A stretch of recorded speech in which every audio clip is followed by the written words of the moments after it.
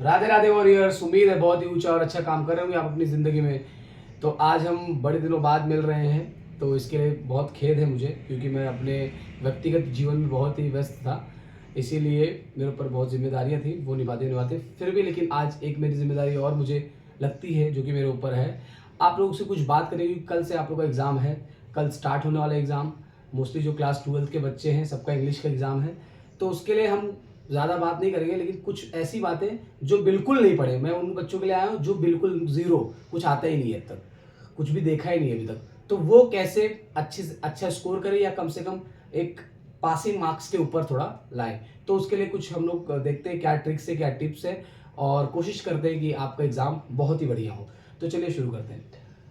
सबसे पहले क्या है, आप लोग का 12th का बोर्ड एग्जामिनेशन है। और बोर्ड एग्जामिनेशन 5वीं 6वीं या पहली दूसरी का एग्जाम तो है नहीं, बार बार नहीं होगा, लास्ट वन मतलब एक बार होगा, उसके बाद खत्म।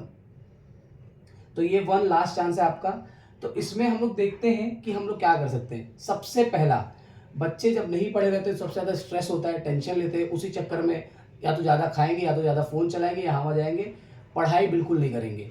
उसके चक्कर में एग्ज़ाम पक्का ख़राब हो जाएगा, क्योंकि दिमाग का काम है। जब आपने आज तक कुछ नहीं किया तो अभी भी कुछ नहीं करने देगा, लेकिन हमको दिमाग से खेल देना है। ठीक है, तो आप देखिए सबसे पहला यहाँ पे क्या है पॉइंट, कि स्ट्रेस नहीं, हमको क्या लेना है, इंटरेस्ट लेना है। स्ट्रेस नहीं, इंटरेस्ट लीजिए। क्योंकि अगर आप अभी स्ट्रेस लेंगे, आप सोचेंगे कि भाई हम क्या करें, हमने तो पढ़ा नहीं, ये सब अगर करेंगे तो ये सब करने का टाइम है नहीं।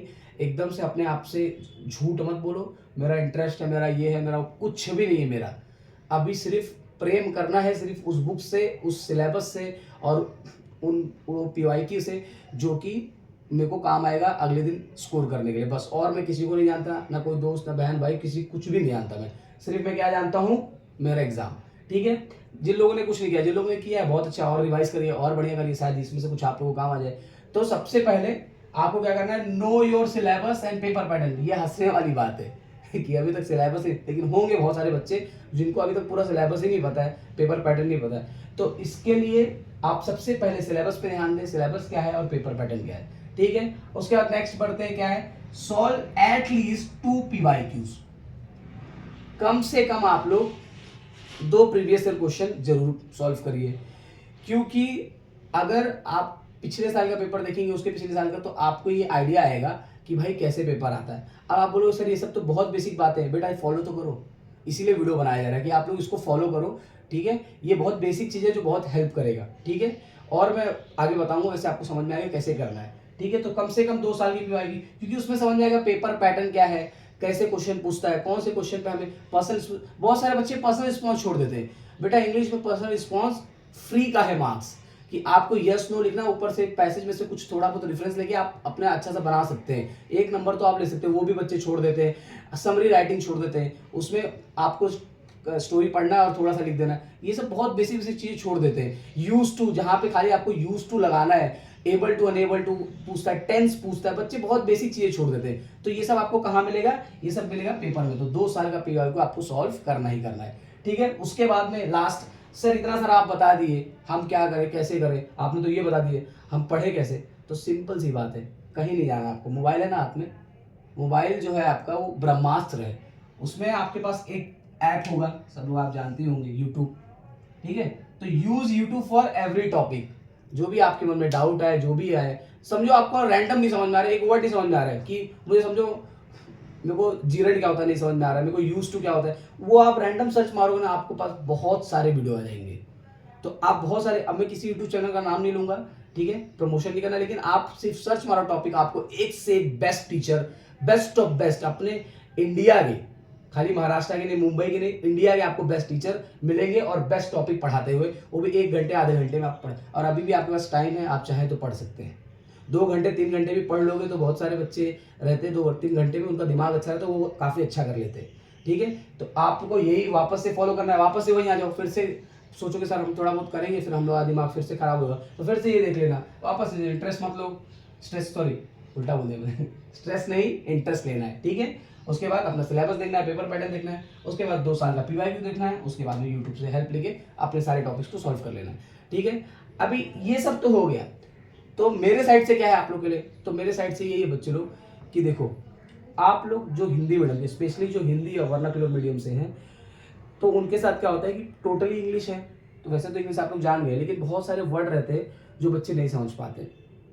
तो आप उसकी वोकैबुलरी देख सकते हैं कि उसको सर्च मारो इसका मतलब क्या है। जब नहीं समझ में आया तो फटाक से वो वर्ड का मतलब सुनो। कितने सारे बच्चों को फॉलोइंग नहीं समझ में आता कि सर ये क्या होता है।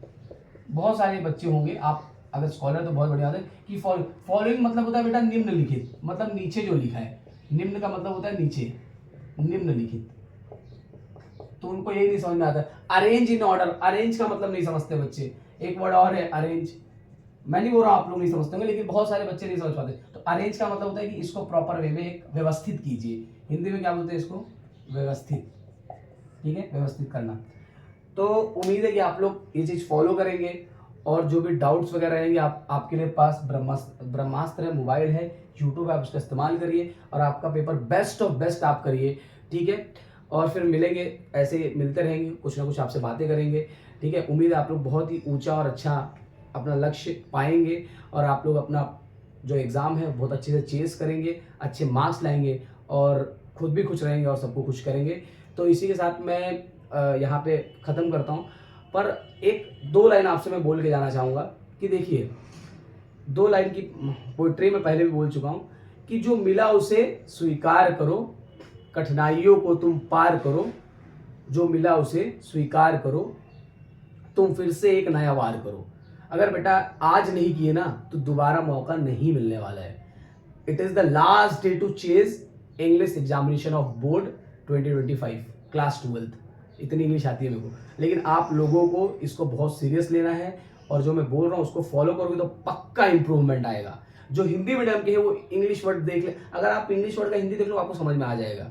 ठीक है, और ग्रामर का है, जैसे मैं आपको छोटा सा एग्जांपल देता हूँ। देखो ग्रामर के अभी बहुत सारे बच्चों को बहुत सारे बच्चों को ये नहीं मालूम होता है कि जो कैन होता है, कैन की जगह हम लोग क्या यूज करते हैं? एबल टू यूज करते हैं।